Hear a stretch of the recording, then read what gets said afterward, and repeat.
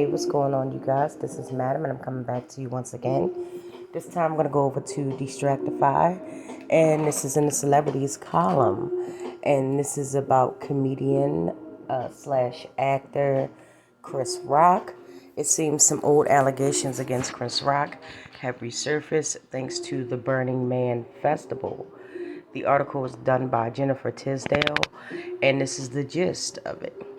Old allegations against Chris Rock resurfaced on TikTok in September of 2023 following viral images of him leaving Burning Man Festival. The allegations involved a woman named Monica Tisdale. I apologize. Correction, Monica Gibrita, who accused Rock of having aped her or awed her during a one-night stand in 1998. Rock hired private investigator and fixer Anthony Pelicano in 1999 in an apparent attempt to take Monica down. That's crazy, but not uncommon. It was the slap heard around the world when Will Smith charged the stage during the 94th Academy Awards in March of 2022 after host Chris Rock, who made a joke about Jada Pinkett Smith's hair. The actress is open about her struggles with alopecia, but Smith's reaction felt like it had more history behind it than a cruel barb. Chris Rock has certainly seen his fair share of controversies, both on and off the stage. In 2001, Talking Funny special, Rock said St. Louis CK was the blackest white guy I effing know, then seemed to reveal in CK's repeated use of the N-word. It was not received well. Yeah, I definitely can say it wasn't received well. In the wake of the Oscar slap, numerous think pieces popped up accusing the comic of hating black women. And in September of 2023, old allegations began bubbling back up. And it was all because of the Burning Man Festival. Strange but true. Here is what we know. Old allegations against Chris Rock were brought to the new light thanks to the Burning Man. In September 2023, when At Culture Work on TikTok saw footage of Chris Rock and Diplo hitching a ride out of Burning Man after flooding made it virtually impossible to stay. Something inside of her shifted. She promptly took to TikTok to remind the 2023 girlies about a few things Chris Rock has been accused of. Although she references the numerous allegations against Diplo, At Culture Work is here to discuss Rock. Chris Rock's scandalous history might not be as well known, she said, because let's face it, most of you guys weren't born when his scandalous scandals were going down, which is true. It all begins in 1999 when Chris Rock hires a well-known criminal and FBI stamped criminal private investigator Anthony Pelicano to fix a problem he had. The problem was apparently to destroy a woman who allegedly was shaking Rock down. Okay. And here is the video. I definitely will tag her in the video. And there's one of two, I believe. At the time, he said that he and his wife were separated on a break. After their divorce in 2016, he was like speaking to press or whatever and basically admitted to being a cheater. Anyway, Anthony Pelicano is someone that you call not when you're looking for justice or looking for help in navigating a scandal. He's someone you would call when you had a threat or a very big problem that needed to be handled. At their base, his tactics were illegal background checks and illegal wiretaps, which would then kickstart blackmail, harassment, stalking, property damage, physical threats of violence, actual physical violence that his clients had indirectly ordered from him and his network. Again, here you have some very sinister tactics at play, some small things like background checks that would then reveal information to blackmail people into silence on, to literal, actual physical violence, all in an effort to get people to drop their lawsuits or their stories they're writing on his clients, who were, of course, the biggest predators in town. To handle Monica, Chris called Anthony, and part of their 30-minute long conversation that, of course, was recorded by Anthony is featured in FX's Sin Eater, which you can stream on Hulu. I will play some edited clips from the show shortly, and I will also include some written transcriptions that were featured in press at the time throughout the rest of my story. Trigger warning here, obviously, is rape and violence against women. I'm going to read this to you. I'm not supposed to have this thing. Do you understand that? Right. I'm not supposed to have this thing, but I got it. Nobody knows. See, any rape victim is confidential. You can't get it. There's no record of it. You understand? I've been so set up. But I need to know from you, honey. What do you need to know? Did she on her thighs? You said you had a rub on it, brother. I had a rubber on. I probably took it off right when I was getting ready to probably keep her ass, you know. So, you gotta change your story now. The wonderful thing about this is that the police department didn't believe her. I'm just, once, you know, you're accused of rape, it's just fucked. You're just fucked. I know, that's why I want to blacken this girl up. Totally. You are just you understand? Yeah, I know, but I want to make her out to be a lying scumbag, manipulating cocksucker. That's what I want. At the time of that recording, Chris is 34 years old, my age. Please do notice just how nonchalant he is as to what Anthony is describing.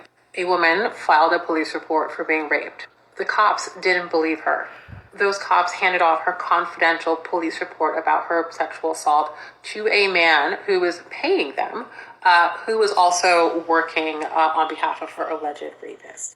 That man is now bringing this report to her alleged rapist to help strategize.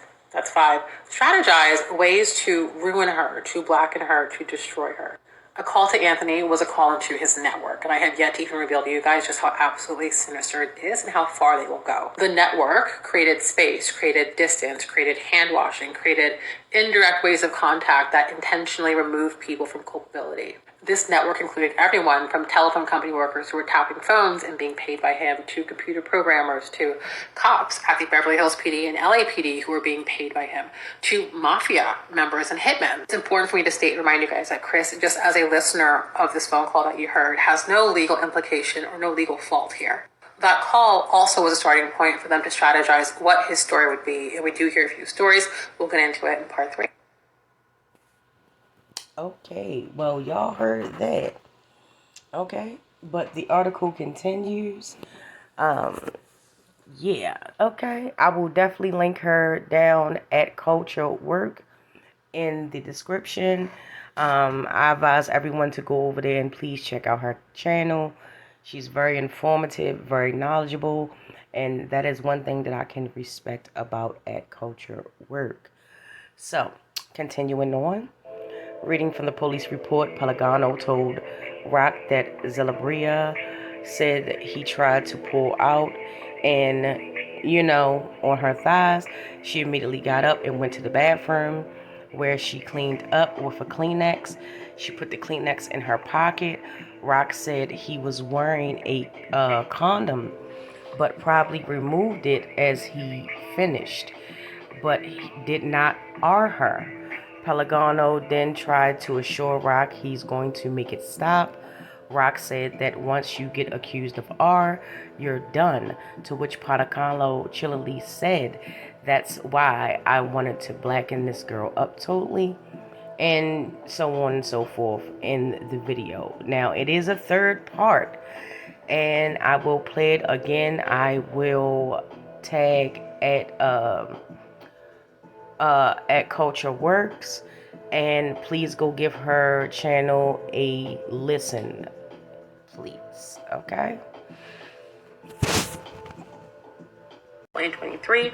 Trigger warning throughout all this, unfortunately, will be rape and sexual. Those are new here. This is just as much a story about rape and sexual assault allegations as it is about the length that powerful people in Hollywood will go to and the access they will attain to make sure a story, whether it is true or not, never sees the light of day, people. So one, and I just love this photo, so I'm going to keep using it, after the allegations of sexual assault, the ensuing pregnancy, and the birth of a daughter, Monica files a paternity suit against Chris. This paternity suit triggers Chris to hire the services of Anthony Pellicano. If you don't know who I'm talking about, please go back to parts 3, 2, and 1, or parts 2 and 1. This is part 3, right? The refresher here, of course, is that in 1998, the year of the alleged assault, Chris was 2 years into a 20-year-long marriage that only ended in 2016. At the time, however, of the alleged assault, Chris had said that he and his wife were separated at the time.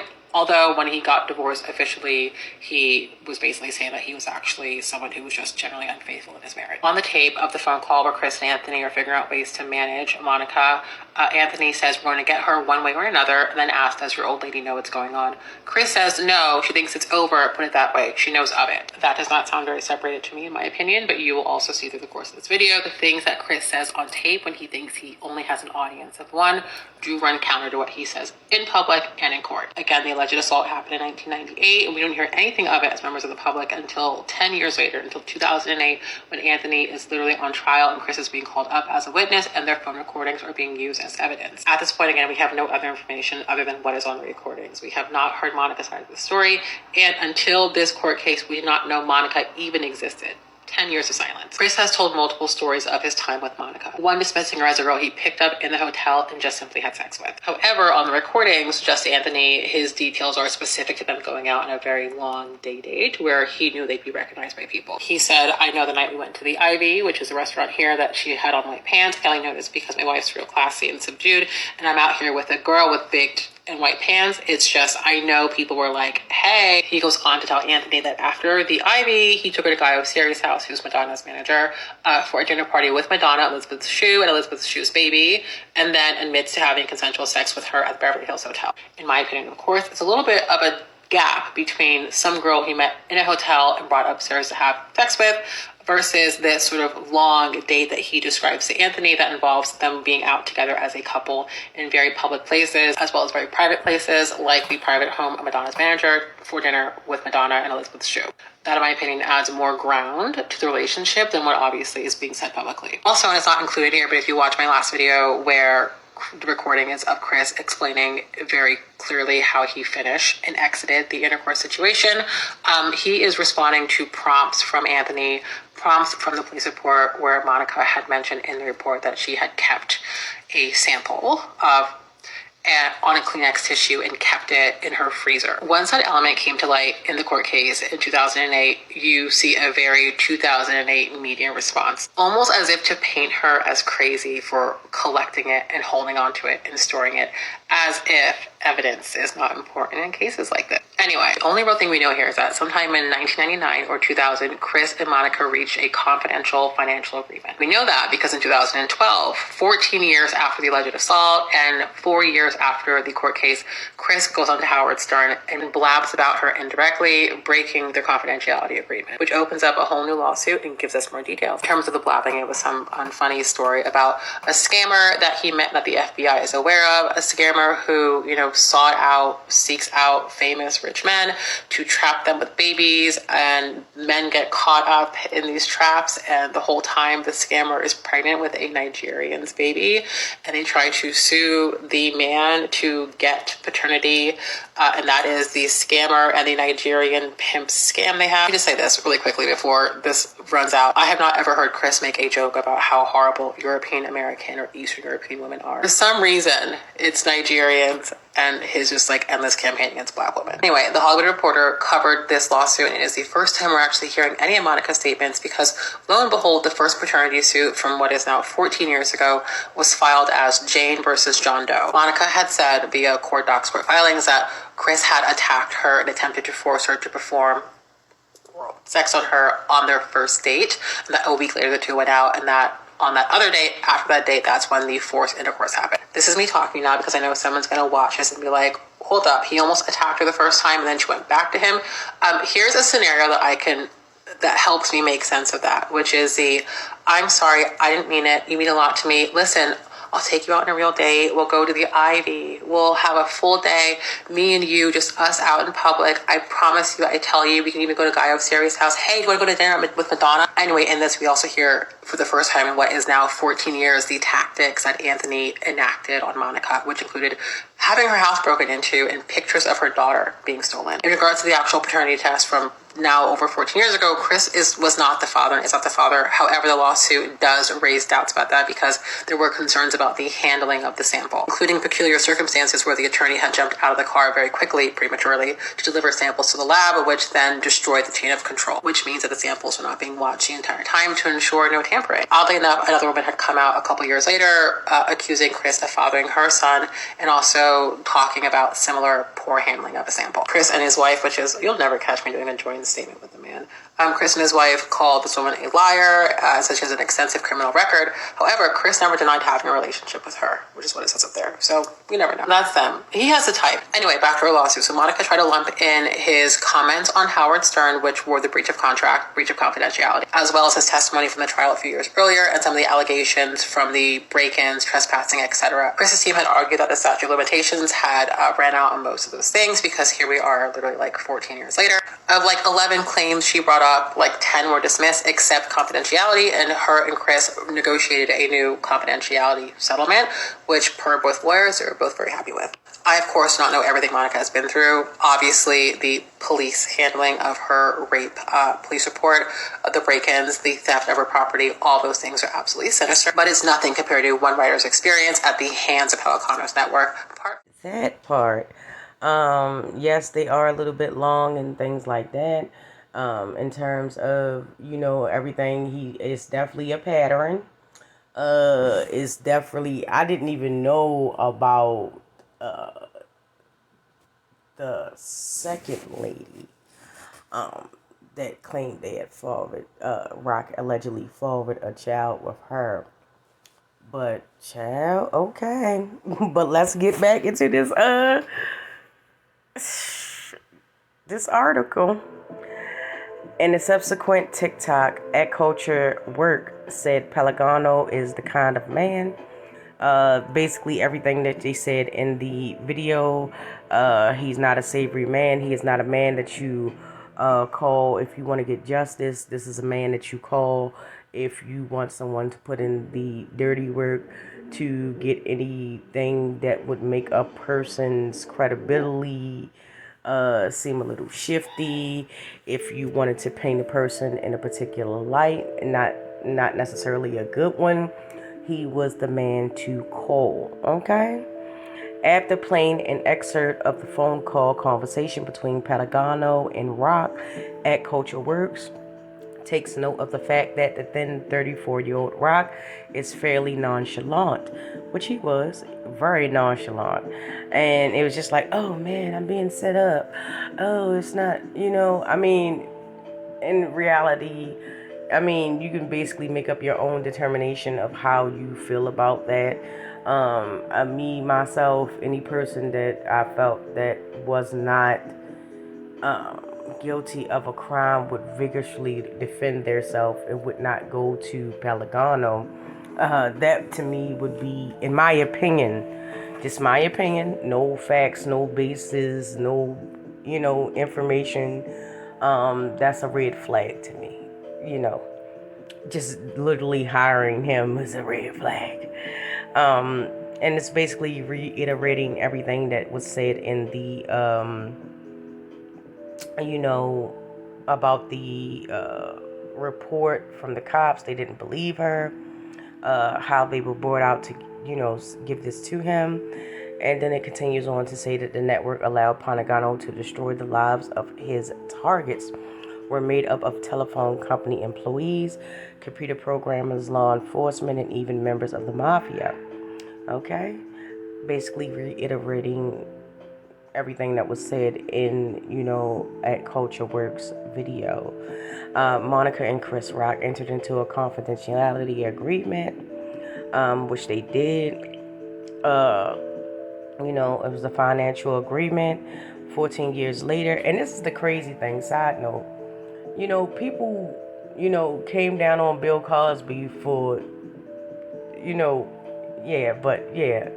A couple of other people I can name, just not off the top of my head, but yeah, I mean, it's real crazy. But anyway, anywho,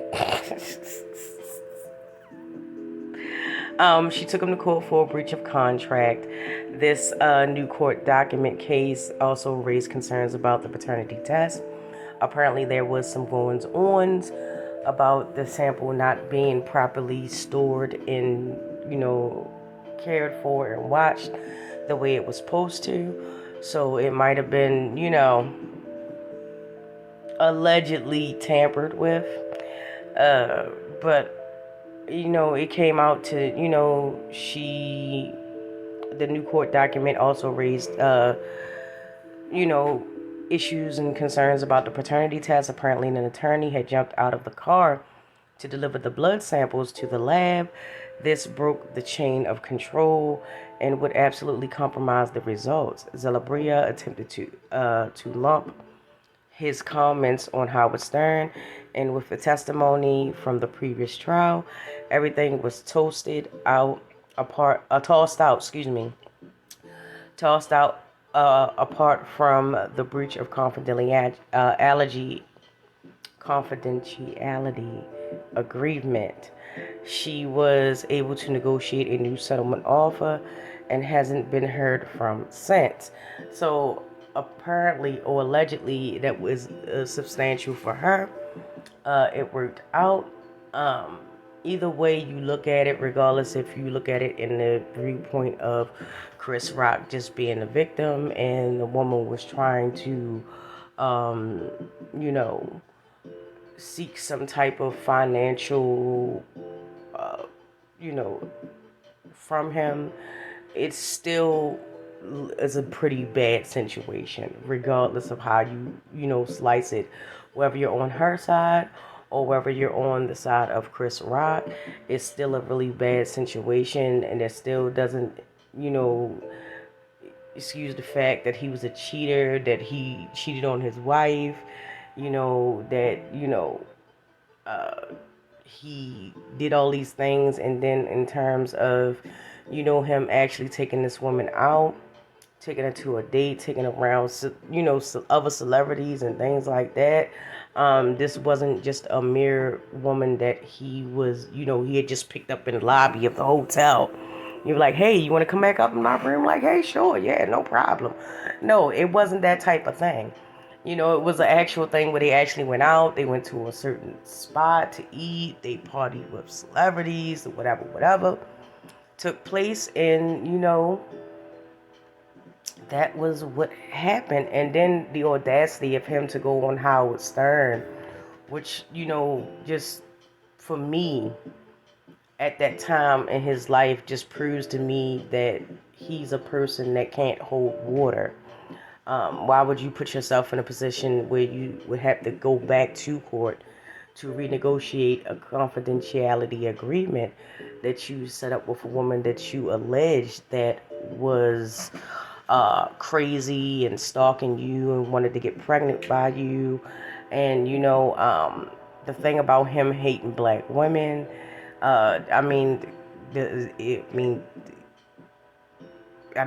he made a joke about Jada Pickett's alopecia when he was in the HBO special about women in hair, where he actively sat there and talked at length with women who suffer with alopecia. I'm not saying that he hate black women. I'm just saying that it's not his favorite. Okay? Especially if it's a darker skin tone. That's just my opinion. That's not based on any fact. That's not based on any insider knowledge. That's just my opinion. The lighter the better. Okay? You got sand. You got, you know what I'm saying? You got cream. You know what I'm saying? You got rice. You got paper. You know what I'm saying? It's the lighter the better. You know what I'm saying? Homeboy was definitely or did not definitely know about the brown paper bag test, or he probably did know about the brown paper bag test, for those who know. But I mean, either way, it's just one of those things. Men will go to great lengths, and women, not just men, and when they're in a certain position, to hide their indiscretions. And if it means destroying another person's credibility and reputation, then so be it. Just as long as they're not put into a bad light. But I would definitely like to know what you guys think. Now's the time to drop down in the comment section, as we always do. I know this is a pretty long one. I've been gone for a couple of days, so it is what it is. But in advance, I do appreciate any and everyone that watches my videos, so I thank you for that. Come down in the comment section and chop it up with me.